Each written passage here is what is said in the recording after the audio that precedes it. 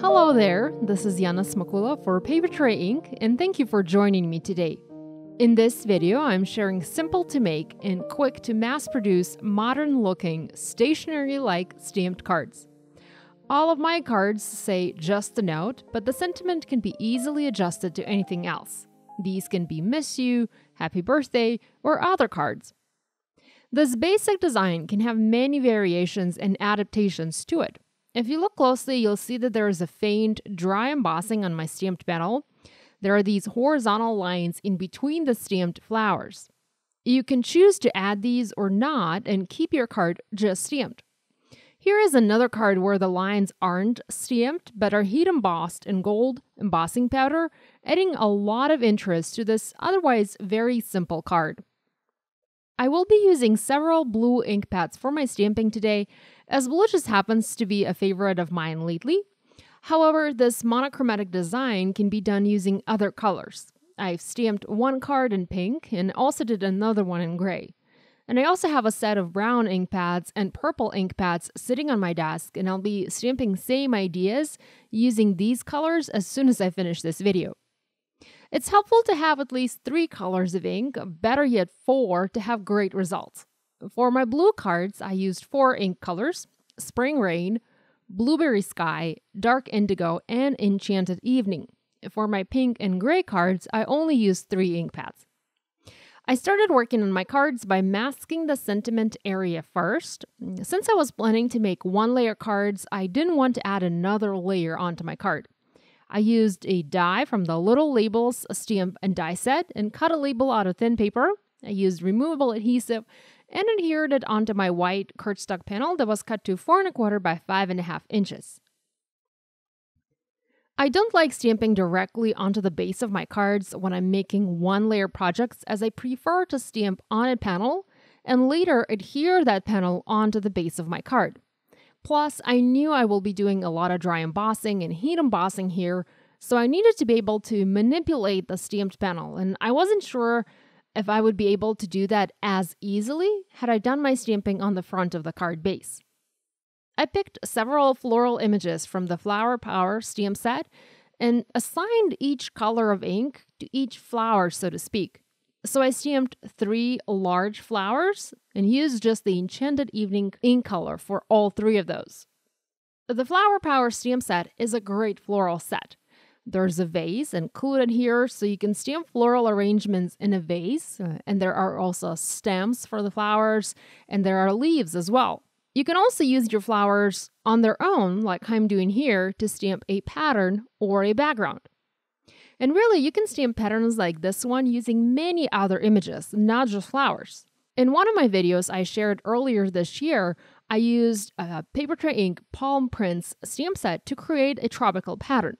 Be sure to watch that video to get more pattern stamping ideas. I have worked on a test pattern prior to stamping this one, so I already know and I already have a general idea in mind of where I want to place my images, what florals I want to use, and what colors I want. I used the lightest color of ink for my second large flower and used the other 2 blue ink pads to stamp smaller flowers in this pattern. I was stamping 2 patterns at once. This is why I was using my stamp positioner tool. But if you're stamping just one pattern, you don't really need to use it. These can be just as easily stamped with a clear block, and my other cards, the one that was stamped in gray and pink, were stamped using a clear block. These flowers, in a way, are layering images. There is an additional detail layer, 1 layer for each of those flowers, that you can stamp in another color of ink. Since I was going for a monochromatic look, I used gold embossing powder instead for my detail, and I'll show you that in just a minute. Now, if you have trouble coming up with patterns like these, it's helpful to look up some images online. For example, you can look up a floral dress or a floral notebook and try to recreate that pattern using the stamps that you have in your stash. Of course, you won't be able to create the exact same pattern, but it is a very helpful exercise that will help you become more confident and more skilled when stamping backgrounds like this. Moving on to heat embossing. To make sure my backgrounds are dry, I'm using my heat tool and just going over the panels to dry the ink. I'm going to remove the masks that masked the sentiment area. I have a little bit leftover adhesive there, so I'm just going to clean that up using a pencil eraser. And you can also clean that up using your finger. Just rub that area with your finger. Next, I'm going to prep my panel with an anti-static powder tool to make sure my embossing is going to be nice and clean. And we'll go ahead and stamp the frame in that open space in clear sticky ink. And we'll cover that with gold embossing powder.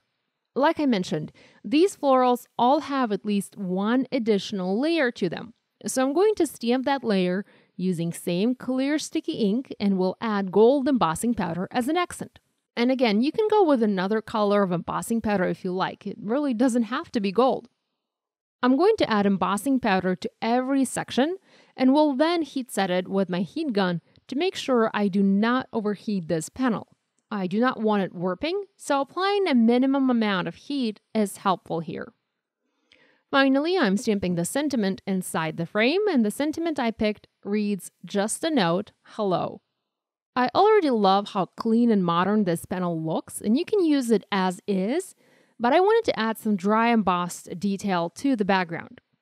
You can use one of your embossing folders or embossing dies to dry emboss the entire thing, but I wanted to add selective dry embossing and only dry emboss the sections that don't have any stamping. I've been loving this technique lately, and all you need to do this is a scoring board and a bone folder. Any scoring board will do for this. I'm adding score lines going horizontally at 1/2 inch intervals, and I'm avoiding the areas where the stamping is and the heat embossing is. I start with a light hand, and I increase the pressure when I go over that line a second and a third time to deepen it.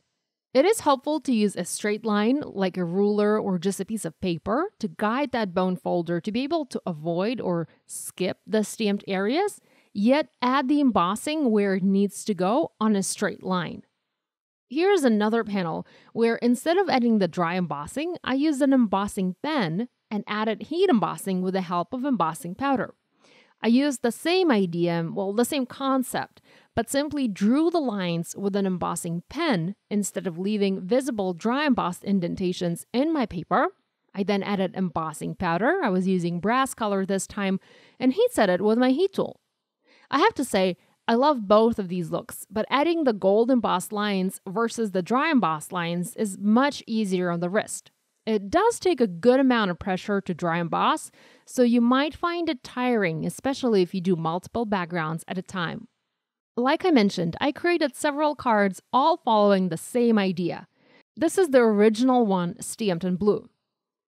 This one here is the second blue panel. Well, you'll notice that this one has the sentiment stamped repeatedly on the background. I actually messed this panel up and stamped the first sentiment in the wrong place. I was using a stamp positioner tool to stamp it, and I simply wasn't paying attention to what I was doing, hence I stamped it incorrectly. So to salvage that piece, I stamped my sentiment multiple times to make it look like as it was intended, like that. And I really like the way it turned out. Here's a card that I did in pink, and I used Hibiscus Burst, Autumn Rose, and Raspberry Fizz colors for this one. I also foam mounted my sentiment panel, so this is not a one-layer card. And the last but not least is the card done in gray. And I used Soft Stone, Stormy Sea, and Smokey Shadow. So this finishes today's video. Thank you so much for joining me today. I hope you feel inspired to create. If you have any questions, please leave them in the comments section below. And be sure to subscribe to my YouTube channel if you haven't yet done so. If you are a subscriber but are not receiving new video notifications, check the bell icon on the homepage of my channel to get notified every time there's a new video published. Thanks for watching. I'll see you next time. Bye!